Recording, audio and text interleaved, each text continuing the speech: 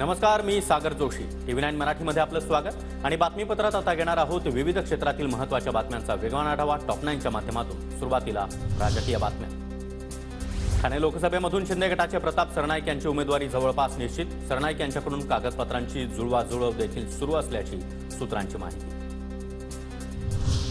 राणा दाम्पत्यानं घेतली अभिजित अडसूळ यांची भेट. अभिजित अडसूळ यांच्याकडून राणा दाम्पत्याचं स्वागत. जवळपास 15 मिनिटं चर्चा. राजकारणामध्ये कुणी कायमचा मित्र किंवा शत्रू नसतो. आम्ही सर्व एकत्र मिळून लढू. राणा दाम्पत्याच्या भेटीनंतर अभिजित अडसूळांचं वक्तव्य. राजकारणात कोणी परमनंट शत्रू नसतो किंवा मित्र नसतो.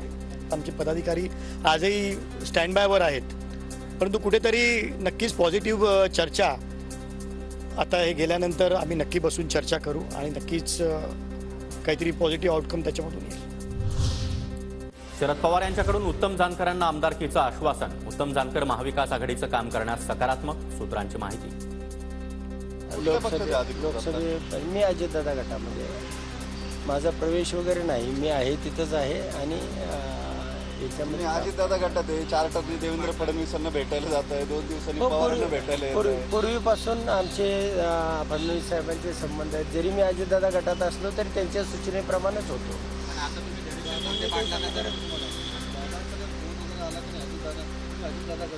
हो, नाही दादांशी माझा फडणवीस साहेबांनी सांगितल्यामुळे मी या दादांच्या गटामध्ये होतो. उत्तम जानकर सोबत असावे, माळशिरसच्या जनतेची इच्छा. धैर्यशील मोहिते पाटलांची उत्तम जानकर आणि पवारांच्या भेटीवर प्रतिक्रिया. कर तुमच्यासोबत येणार काय आजच्या याच्यात निर्णय होणार आहे? दोन्हीकडच्या कार्यकर्त्यांची तीव्र इच्छा आहे की आमची दोन्ही घरं एकत्र व्हावीत आणि तालुक्याचं विकासाचं राजकारण करावं. बारामतीच्या खासदारासाठी 10 वर्ष मीच मत मागायचो. सतत पंतप्रधानांवर टीका करत बसलात तर कामं कशी होणार? अजित पवारांचा सुप्रिया सुळेंना टोला.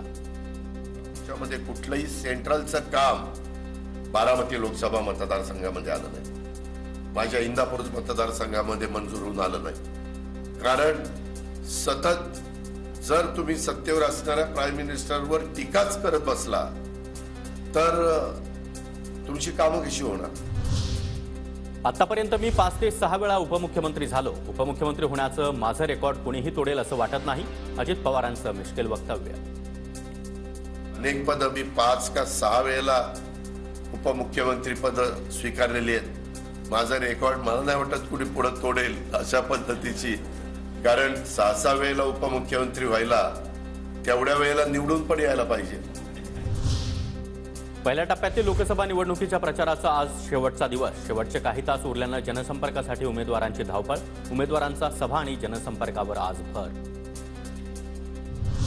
खासदार संजय राऊत आजपासून 2 दिवसांच्या अमरावती दौऱ्यावर. महाविकास आघाडीचे उमेदवार बळवंत वानखडे यांच्या प्रचारासाठी राऊतांची आज चांदूर बाजार इथं सभा.